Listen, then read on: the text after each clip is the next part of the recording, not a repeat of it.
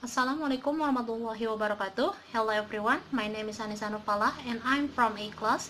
Today I will try to interpret one of the video which took from YouTube, and then I will try to interpret it from English into Bahasa to fulfill the task of simultaneous interpreting course. So without any further ado, let's get started now.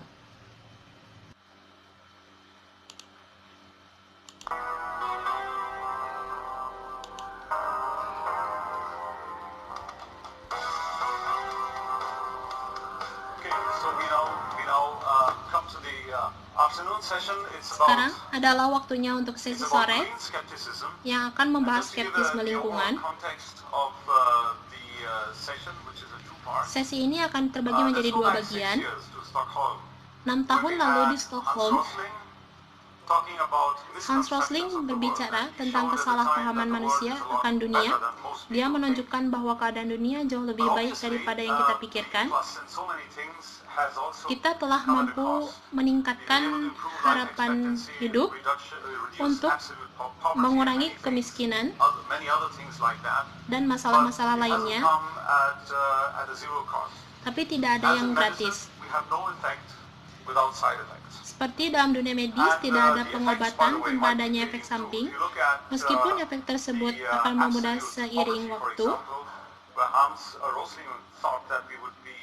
Hans Rosling berpikir bahwa kita dapat memberantas kemiskinan pada tahun 2030, padahal beberapa tahun terakhir, kemiskinan terus meningkat dari 800 juta jiwa menjadi 900 juta jiwa. Hal tersebut tentu membuat kita harus meningkatkan usaha yang kita lakukan. Sangat sulit untuk menyampaikan hal ini ke publik. Apa efek hal tersebut? Keuntungan dan kerugian yang harus diganti.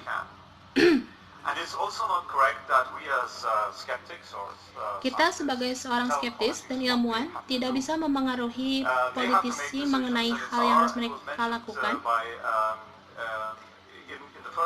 Mereka harus membuat keputusan, dan seperti yang disebutkan dalam sesi pertama, bahwa kita sebagai ilmuwan harus memberikan informasi yang rasional kepada para politisi sebagai pertimbangan keputusan yang mereka buat, bukan untuk mengatakan bahwa tidak ada alternatif tentang apa yang dikatakan para ilmuwan yang biasanya tidak terjadi.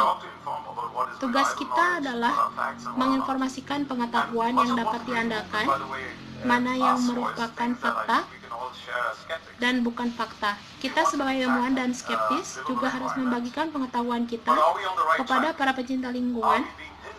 Kita sebagai ilmuwan menginginkan lingkungan yang utuh dan layak huni, tetapi apakah kita sudah berada di jalur yang tepat?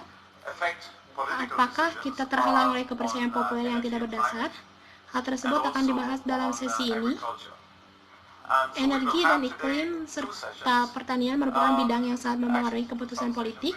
Kita akan memiliki subsesi yang membahas dua bidang tersebut. Yang pertama akan disampaikan oleh Lida dan Matt mengenai energi dan energi nuklir, dilanjut dengan subsesi kedua, kemudian istirahat. Tidak ada sesi tanya jawab. Setelah masing-masing sesi, kita akan istirahat, lalu dilanjutkan dengan penjelasan mengenai agrikultur dan GMOS. Kita akan melakukan diskusi panelis di mana Anda mendapat cukup waktu untuk bertanya kepada semua pembicara. Mari kita mulai menyambut pembicara pertama kita, Lida, untuk menjelaskan materinya.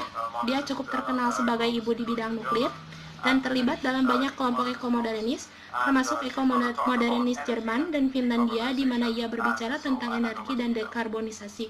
Saya serahkan kepada Lida.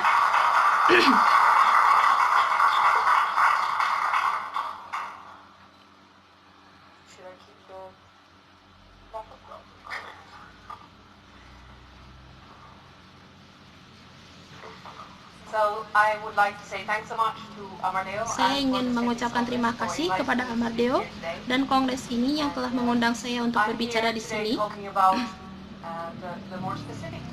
Judul spesifik materi saya hari ini berkaitan dengan pemikiran kritis karena kami ingin menangani atau membahas energi hijau dengan serius. Pertama, saya ingin memperkenalkan diri terlebih dahulu. Amardeo mengatakan bahwa saya adalah seorang ekomodernis. Saya juga ahli biologi. seorang ibu dan pecinta lingkungan. Saya melakukan banyak hal seperti Anda semua. Saya orang pendaki dan pencinta alam. Saya menyukai sci-fi, Star Trek, dan juga sosis. Alasan kenapa kita harus mengenal pembicara di depan kita adalah karena ada pepatah, tak kenal maka tak sayang. Seringkali kita mendatangi seminar tentang kesehatan ataupun lingkungan, namun tidak tertarik untuk mendengarkannya karena mendengar tersebut tidak tahu mengapa kita membicarakan topik tersebut. Mereka tidak tahu apa motivasi kita dalam membicarakan topik tersebut. Di sesi sebelumnya ada pertanyaan tentang skeptisme, juga tentang kebijakan bahwa kita tidak boleh memaksa politisi untuk melakukan hal yang menurut kita harus dilakukan. Kita harus memberitahu mereka tentang efek dari pilihan mereka dan harus mengomunikasikan dengan jelas bahwa ketika kita berbicara mengenai skeptisme lingkungan, kita berbicara mengenai nilai-nilai yang pada dasarnya melindungi dan memelihara ekosistem lingkungan yang beragam di seluruh dunia yang kita anggap sebagai sesuatu hal penting yang harus dilindungi. Sebenarnya, hal ini tidak dapat dijelaskan dengan kata-kata, terutama ketika kita lebih sering berbicara tentang perawatan kesehatan dan pengobatan alternatif, karena dalam diri kita sendiri juga terdapat keinginan untuk melindungi kesehatan manusia, tapi keinginan tersebut tidak terlalu kuat dan kita tidak benar-benar merasa membutuhkannya. Tapi ini adalah bagian inti dari alasan mengapa kami ingin membahas lingkungan dengan sudut pandang skeptis, karena hal tersebut sangat penting untuk menjawab pertanyaan mengenai lingkungan dengan tepat.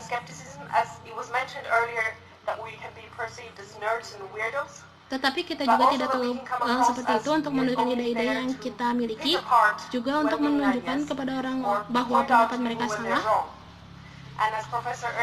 Dan seperti yang dikatakan oleh Profesor Ernst, bahwa kita harus memintanya diskusi dengan berbeda, bahwa kita bisa melawan perdukunan dan pengobatan palsu yang ada sebelum perawatan kesehatan modern. Ini adalah nilai kami mendukung kebijakan lingkungan di bidang energi dan pertanian. Saya pikir dua topik itu penting.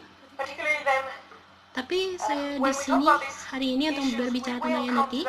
Ketika kita berbicara mengenai masalah ini, kita akan sampai pada situasi yang tidak nyaman, di mana terkadang kita harus melakukan hal yang skeptis dan menunjukkan pemikiran umum yang tidak sesuai dengan bukti. Seringkali kita membuat keputusan cepat berdasarkan naluri. Kita memiliki persepsi intuitif tentang hal yang baik untuk lingkungan dan apa yang dapat membantu kita mencapai tujuan tersebut. Tapi mereka tidak selalu benar. Ini bukanlah suatu proses tanpa adanya kesalahan. Kita memiliki naluri bawaan untuk menilai mana yang baik dan buruk, apa yang beresiko dan tidak. Hal tersebut berkembang selama evolusi panjang yang sangat berguna bagi diri kita. Tetapi di lingkungan kita, hal yang dipenuhi dengan informasi abstrak dan masalah yang kompleks, hal tersebut tentu dapat menyesatkan. Proses ini akan mudah jika Anda melihat dan mendengarkan para peneliti resiko tentang bagaimana kami membuat penelitian ini, apa yang baik dan buruk bagi kesehatan lingkungan dan apa yang berbahaya. Mereka akan memberitahu Anda bahwa orang-orang cenderung memiliki pemikiran menyeluruh ketika mereka merasa suatu resiko yang tidak biasa, di luar kendali, dan dibuat-buat. Jadi kita dengan mudah menemukan apapun dan memikirkan hal-hal yang berisiko luar biasa, namun malah meremehkan resiko yang terasa akrab dan bisa kendalikan sendiri. Pengaruh semacam ini memengaruhi kita semua. Kita bisa mencoba untuk lebih menyadarinya, tapi mereka terus hidup dalam budaya kita. Jadi, kita berakhir dengan banyak ide, di mana kita mungkin sampai pada situasi yang tidak nyaman, dan kemudian melihat bahwa semuanya tidak benar. Ketika kita membicarakan energi, hal yang paling mencolok adalah bentuk energi kita yang paling baru, sehingga terasa aneh dan asing, yaitu tenaga nuklir. Kita memiliki perasaan yang lebih intuitif terhadap sumber kekuatan energi yang kita gunakan. Kita bisa merasakannya dengan indera kita.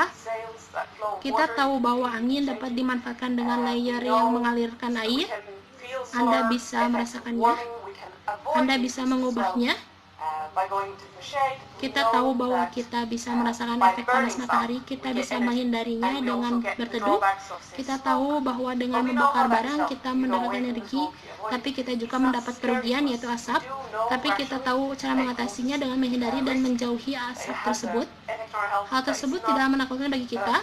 Secara rasional, kita tahu bahwa resiko yang telah disebutkan sebelumnya akan berdampak pada kesehatan kita sehingga kita pun menghindarinya. Tapi tidak demikian dengan energi nuklir, karena kita tidak punya indera untuk itu, sehingga kita tidak bisa mengendalikannya. Hanya seorang insinyur nuklir yang sangat terlatih, yang memiliki pengetahuan tentang bagaimana kita mengendalikan reaksi nuklir. Posisi ini akan selalu menjadi sasaran ketakutan yang berlebihan. Jika Anda mendengarkan peneliti risiko, saya akan mengutip Peter Salmon yang mengatakan bahwa risiko yang membuat kita kesal dan risiko yang membunuh kita adalah dua hal yang sangat berbeda. Karena seperti yang Anda lihat di sini, di grafik ini, mari kita lihat jumlah kematian manusia per unit energi yang dihasilkan. Dan statistik ini sebenarnya bukanlah pertanyaan kontroversial. Anda menemukannya di literatur yang diterbitkan. Anda menemukannya di sumber statistik seperti Statista di proyek UI, di mana mereka memperhitungkan eksternalitas energi. Jadi, kami paling takut pada tenaga nuklir, padahal batu bara menyebabkan jumlah kematian yang sangat besar. Kami tahu bahwa batu bara itu buruk, tapi kami tidak terlalu takut. Kami hanya ingin menyingkirkannya karena tidak populer, bukan karena itu membuat kita cemas. Tapi ini adalah situasi yang kita hadapi. Jadi saya ingin berbicara tentang persyaratan, seperti apa yang harus kita ajukan untuk energi hijau, hal apa yang kita butuhkan dari energi untuk mencapai tujuan kebaikan lingkungan. Namun seringkali pembahasan ini terhambat oleh fakta bahwa orang cenderung memikirkan persepsi risiko, sehingga menghentikan kita dari diskusi berkepala dingin, mencoba melihat bukti aktual dan membandingkannya berbagai hal, karena kita memiliki rasa risiko yang sangat tinggi terhadap tenaga nuklir. Mari kita lihat beberapa poin paling umum di mana persepsi risiko dan pengetahuan aktual sangat berjauhan. Jadi yang paling umum adalah tenaga nuklir memiliki risiko yang tidak dapat dipertimbangkan karena limbah nuklir yang sangat berbahaya dan berumur panjang. Ini dulunya adalah alasan saya menentang tenaga nuklir sebenarnya. Saya pikir risiko ini untuk generasi mendatang adalah alasan yang sangat berat sehingga kita harus menolak tenaga nuklir. Tidak ada pembenaran untuk menghasilkan energi nuklir karena sangat berbahaya bagi generasi yang akan datang. Tetapi kemudian, ketika saya berhenti untuk merefleksikan ide-ide ini, dan saya memikirkannya dengan keras untuk diri saya sendiri, itu benar-benar sangat mengejutkan. Saya hanya tahu bahwa limbah nuklir itu buruk, sangat buruk.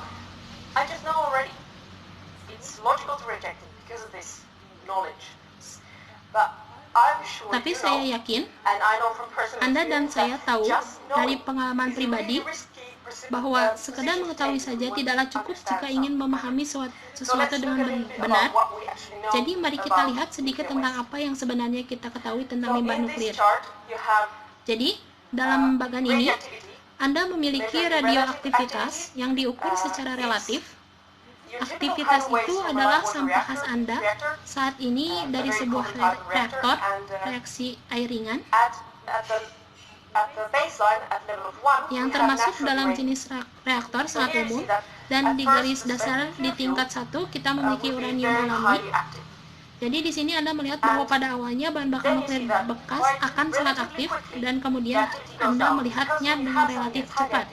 Aktivitasnya turun karena bila ada sesuatu yang sangat aktif, artinya akan banyak memancarkan radiasi yang menyebabkan banyak pembusukan dan dalam waktu dekat Anda akan memiliki semua elemen yang telah kami ubah menjadi elemen radiator kain. Anda memiliki bahan yang sangat sebanding dalam hal radioaktivitasnya melalui hujan alami. Sekarang, pada saat itulah hal tersebut dapat menyebabkan kerusakan yang cukup besar bagi kita. Kita sebenarnya harus menelannya secara langsung, dan tingkat aktivitas yang selama ini dapat kita lihat dari uranium alami yang tersebar di sekitar batuan dasar di seluruh dunia. Di sana ada titik panas dan ada titik lebih sedikit, dan juga terdapat melon yang mengalir keluar sepanjang waktu yang diperbarui dari batuan dasar. Tetapi kita tidak perlu terlalu khawatir akan hujan alami itu, karena itu alami. Bahwa perbedaan radiasi bukanlah pertanyaan di sini. Pada saat itu ratusan ribu tahun yang kami anggap limbah nuklir itu begitu luar biasa berbahaya, itu tidak berbahaya karena itu seperti uranium alami. Jadi itu hanyalah sebuah persepsi, dan itu bukanlah sebuah kenyataan.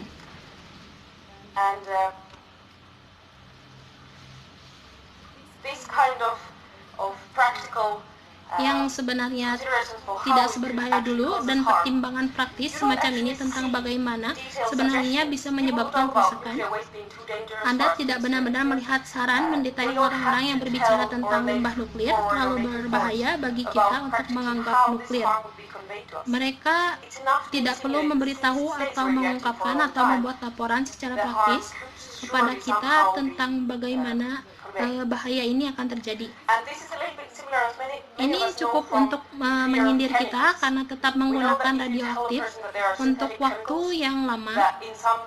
Bahayanya pasti bisa tersampaikan, dan ini sedikit mirip dengan yang diketahui banyak orang karena takut akan bahaya kimia. Kami tahu bahwa kita akan memberitahu seseorang bahwa ada bahan kimia sintetis yang dalam beberapa dosis dapat menyebabkan bahaya. Dan jika mereka mendengarnya, dapat dideteksi sangat sulit untuk menghilangkan rasa takut dan risiko itu.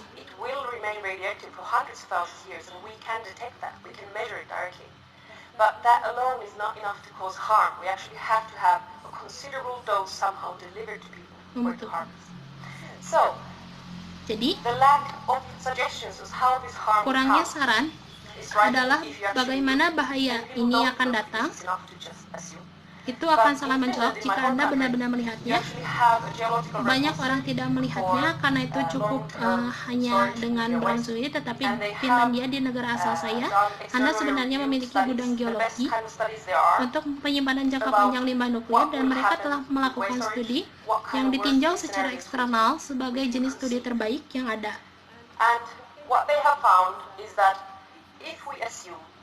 Dan mereka menemukan bahwa jika kita berasumsi bahwa akan ada sesuatu yang secara fundamental salah dengan wadahnya, kasus yang berisi limbah itu lagi-lagi ini sepertinya tidak mungkin. Tetapi jika kita berasumsi bahwa limbah nuklir mulai bocor, kami berasumsi bahwa orang-orang telah melupakan segalanya tentang tempat penyimpanan limbah. Tidak ada peringatan tentang hal itu, tidak ada pemantauan dalam bentuk apapun. Kami memiliki orang-orang yang hidup di atas. Kami meminta mereka meminum air tanah yang mengalir melalui batuan dasar. Kemungkinan terburuk yang dapat mereka hitung bagi orang-orang itu adalah sebesar makan 2 pisang Esra per tahun. Jadi inilah mengapa saya terkadang mengatakan bahwa diskusi limbah nuklir secara harfiah adalah pisang, karena pisang sangat sedikit mengandung kalium radioaktif di dalamnya. Tetapi Anda merasa mendapat sedikit dosis tambahan dari makan pisang.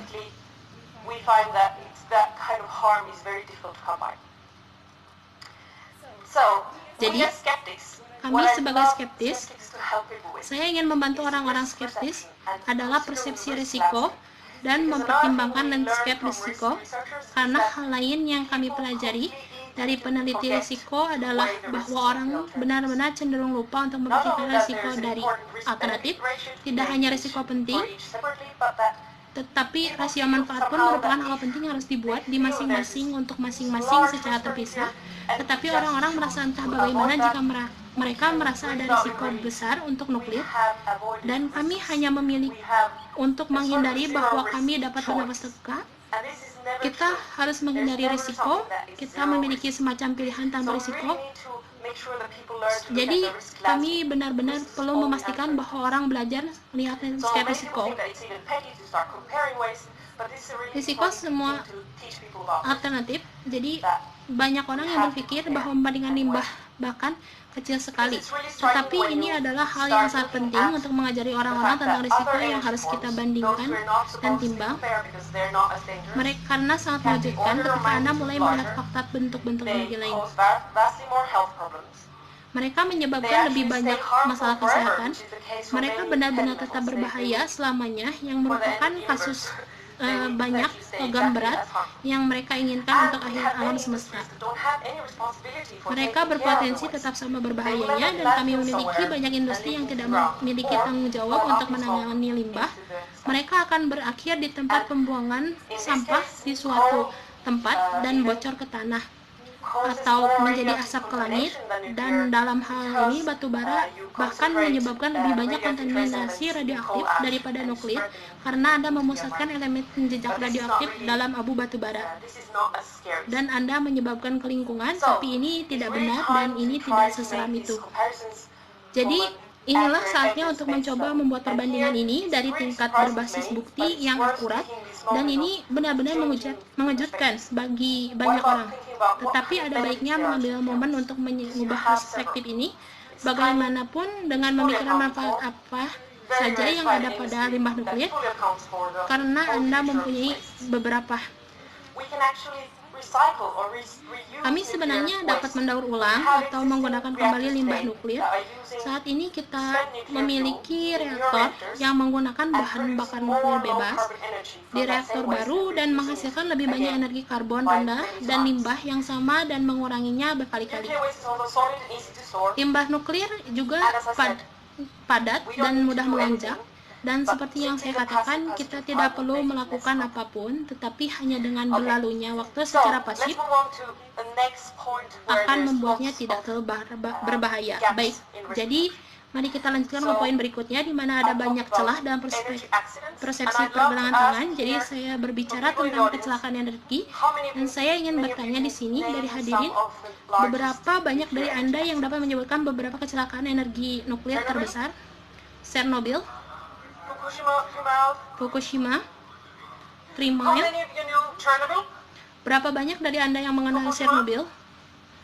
Fukushima? Ya. Selanjutnya saya ingin bertanya, dapatkah Anda menyebutkan beberapa kecelakaan paling mematikan dari sumber energi lain?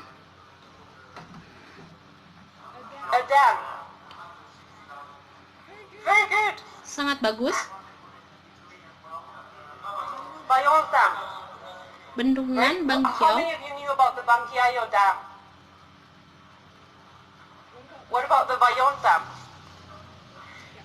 Berapa banyak dari kalian yang tahu tentang bendungan Bangkiao?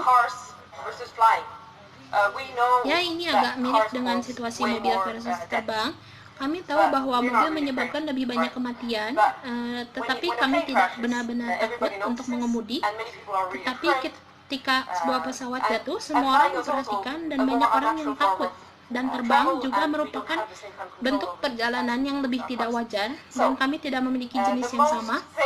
Kontrol atasnya seperti yang kita lakukan dengan mobil kita. Jadi saluran kecelakaan energi nuklir paling terkenal yang akan saya rekap dengan cepat konteksnya, karena banyak orang meskipun mereka dapat menyebutkan Chernobyl, mereka belum tentu tahu beberapa banyak orang yang terbunuh.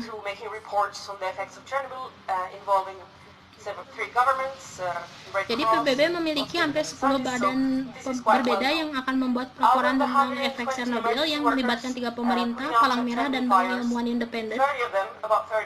Sehingga ini cukup terkenal. Dari 120 pekerja darurat yang memadamkan kebakaran Chernobyl, 30 dari mereka meninggal karena penyakit radiasi akut. Dan kemudian kami memiliki pelepasan yodium segera pada minggu-minggu pertama setelah kecelakaan itu. Penduduk sekitarnya bahkan tidak benar-benar diberitahu tentang kecelakaan itu.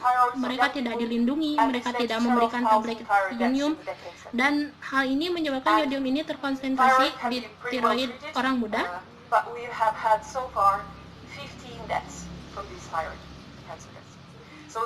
Dan penyakit tiroid ini menyebabkan 15 kematian dari kemudian akibat kanker tiroid ini.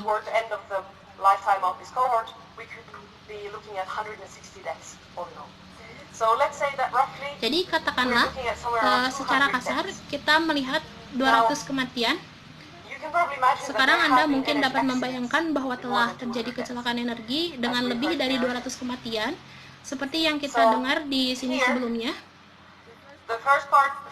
Jadi untuk yang pertama, tempat tragis yang pertama adalah Bendungan Banqiao, terjadi pada tahun 1975 di Cina, dengan 100.000 kematian merupakan perkiraan konservatif dari mereka yang mengalami secara langsung.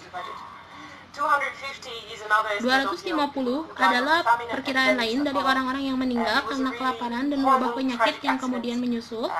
Itu adalah kecelakaan tragis yang sangat mengerikan, juga telah tersimpan dalam kegelapan selama beberapa dekade. Kisah yang mengerikan, tetapi ada juga tragedi batubara di sebelah London, Smog, pada tahun 50-an, di mana tiba-tiba Anda terkena polusi udara di London dan ribuan orang meninggal, bahkan lebih dari ribuan, puluhan ribu terluka, asma, dan gejala lain setelahnya. Kemudian ada 2 bendungan lain. And then you find 2 really tragic mine accidents from the earlier half of the 20th century, the Bengxihu and Couriers in France and China. But then you come back Namun kita kembali ke hari yang lebih modern. Ada ledakan di UFA, San Juanico, Guadalajara, yang merupakan ledakan gas di tahun 80-an dan 90-an.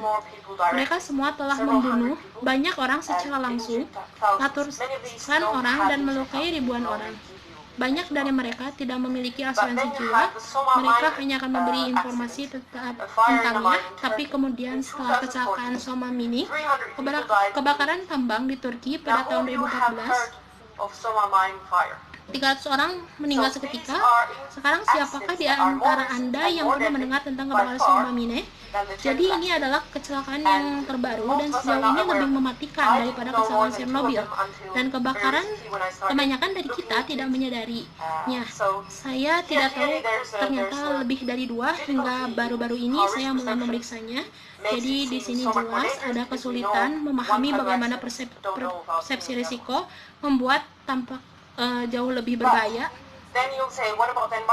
Tapi kemudian Anda akan mengatakan bagaimana dengan dampak lingkungan yang ditakuti banyak orang terhadap nuklir, karena mereka memikirkan tanah kosong mengerikan yang akan mereka tinggalkan setelah ledakan itu.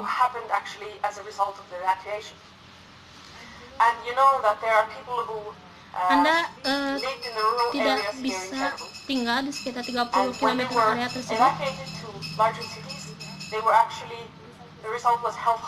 Jadi di sini juga ada penelitian mengenai apa yang sebenarnya terjadi di atas hasil dari evakuasi.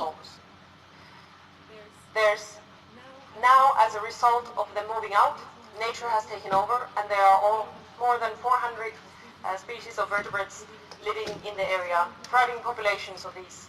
So it's clearly a very different picture from what we. Jadi ini jelas merupakan gambaran yang sangat berbeda dari apa yang telah kita ketahui secara budaya. Jadi persepsi risiko semacam ini benar-benar membuat kita tersesat ketika kita melihat kebijakan seperti apa yang harus kita lakukan dengan energi ini. Lalu Fukushima, kecelakaan terbaru yang sebenarnya melepaskan sedikit radiasi sehingga tidak ada efek kesehatan atau lingkungan yang diakibatkan darinya. Berdasarkan ilmu pengetahuan terbaik yang kita miliki, itu terlalu rendah. Tetapi reaksi ketakutan dan evakuasi telah menewaskan 1.600 atau 2.000 orang, tergantung pada bagaimana Anda menghitungnya. Dan reaksi di Jerman sendiri pada penutupan pembangkit nuklir sejauh ini dengan Fukushima telah menambah 1.600 kematian. Hanya ada 1 makalah tentang ini dalam sebulan terakhir.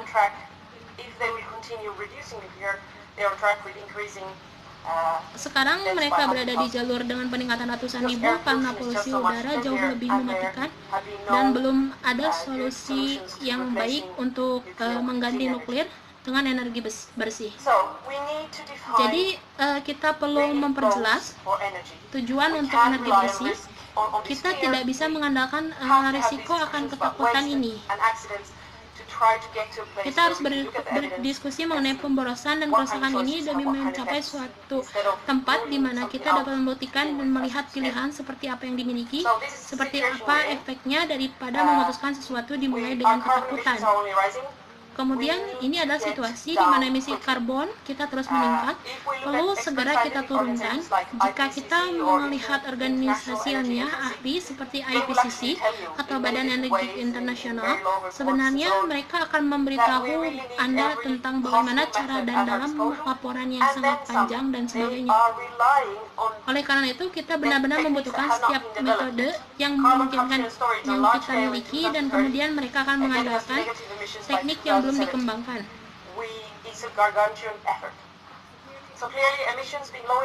Jadi, jelas emisi yang rendah merupakan syarat penting untuk energi bersih. Di sini kita memiliki tenaga surya hidro nuklir menjadi yang terendah.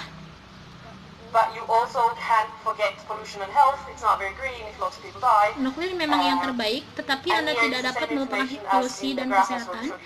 Ini tidaklah bersih jika banyak orang meninggal, dan ini adalah informasi yang sama seperti pada grafik yang saya tunjukkan sebelumnya. And then the third aspect is something that is overlooked way too often, and it's land use. Why? Because land use is Kemudian aspek ketiga yaitu lahan yang sering diabaikan dan digunakan. Mengapa? Karena penggunaan lahan secara harfiah adalah masalah melindungi habitat satwa liar. Tanyakan pada ahli biologi konservasi manapun, kita tidak akan memiliki ekosistem yang berkembang tanpa ruang bagi mereka untuk hidup.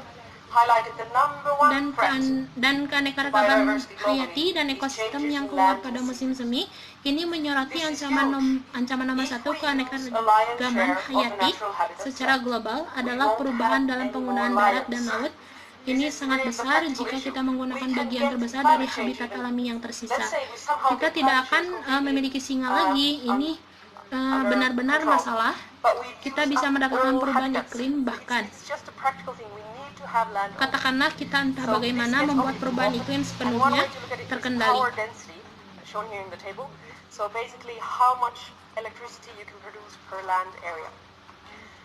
Dan Anda juga dapat melihat alasan mengapa bahan bakar fosil menjadi sumber pilihan untuk semua masyarakat berkembang, karena merupakan sumber daya yang jauh lebih padat, lebih mudah, lebih cepat, lebih murah untuk mengeluarkan banyak energi, tetapi jelas. Namun mereka memiliki kelemahan besar lainnya, tetapi tenaga nuklir tidak mengalami kekurangan ini, sedangkan kita benar-benar membutuhkan alat-alat yang dapat digunakan untuk tujuan emisi karbon. Kita juga perlu berhati-hati untuk menjadi seefisien mungkin dengan penggunaan lahan dan penggunaan dalam misi menurunkan emisi. Jadi, ini bukan pertanyaan tentang mari kita pilih yang kita suka dan kemudian kecualikan yang lain. Karena ada juga aspek keempat yang ingin saya tambahkan, yaitu keberhasilan yang praktis, hasil praktis di mana kita dapat melihat bahwa kita benar-benar membuatnya nyata, di mana telah mendekarbonisasi masyarakat.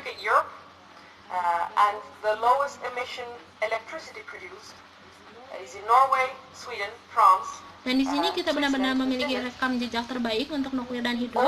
Jika Anda melihat Eropa, emisi listrik terbaik yang dihasilkan ada di Norwegia, Prancis, Swiss, dan Finlandia. Jadi, kita tidak dapat mengabaikan pembangkit tenaga energi rendah karbon. Ada juga masalah di mana kita tidak hanya melihat daya yang kita miliki, bahkan topik yang lebih besar untuk mendekarbonisasi seluruh masyarakat, kita juga perlu mendekarbonisasi pemanas dan transportasi. Kita juga perlu memastikan bahwa kita memiliki akses air minum bersih di masa depan, dan kita dapat melakukannya jika kita memiliki energi bersih yang berlimpah melalui desalinisasi. Kita perlu membantu industri kita, industri kimia, dan industri lain untuk mengurangi penggunaan sumber daya secara intensif guna meningkatkan daur ulang dan membebaskan lebih banyak habitat alami, mengurangi penambangan, mengurangi kebutuhan sumber daya alam. Tetapi meningkatkan daur ulang juga membutuhkan meningkatkan jumlah energi bersih. Jadi pertanyaannya sebenarnya adalah cara apa yang ingin kita pilih. Kemudian ini adalah grafik dari Staffan Kiss, seorang insinyur nuklir Swedia dari MIT yang menulis sebuah buku bersama Joshua Goldenstein, seorang profesor hubungan internasional, tentang bagaimana beberapa negara telah menangani perubahan iklim dan yang lainnya dapat mengikuti. Pada dasarnya, ini menunjukkan data yang dapat kita temukan dalam berbagai bentuk, tempat, dan melihat pengurangan emisi yang tidak hanya di Jerman saja, yang dapat kita lihat pada warna abu-abu karena energi WEN. Hasil yang juga mengakibatkan situasi di mana mereka belum mengurangi emisi karbonnya secara signifikan. Jadi, apakah ini sesuatu yang harus kita anggap serius? Apakah karbonisasi merupakan tujuan yang penting bagi kita? Apakah kita ingin melindungi kesehatan manusia? Apakah kita ingin melindungi habitat satwa liar? Apakah kita ingin meminimalkan penggunaan lahan? Ini adalah pertanyaan terpenting yang perlu kita tanyakan dan perlu kita coba cari jawabannya dengan melihat bukti dan bukan berdasarkan asumsi dari risiko yang kita bayangkan. Karena kita telah melihat negara-negara seperti Prancis dan Swedia telah menggunakan tenaga nuklir untuk mendekarbonisasi masyarakat-masyarakatnya di tahun 70-an dan 80-an, dan mereka tetap berada di level rendah sejak saat itu. Jadi kita harus benar-benar cerdas, kita harus mendengarkan para ahli ilmiah, dan kita harus membantu orang-orang untuk mulai mengevaluasi topik-topik ini sebagai landscape risiko, bukan hanya sebagai ungkapan. Mari kita mulai dengan mengecualikan sesuatu dan kemudian mencari tahu bagaimana kita menyelesaikan sisanya. Yang kita butuhkan adalah memberi manusia lingkungan yang sehat dan masa depan yang layak dengan rasa hormat dan melihatnya dari sudut pandang skeptis. Jadi sekian yang dapat saya sampaikan. Terima kasih banyak untuk perhatiannya.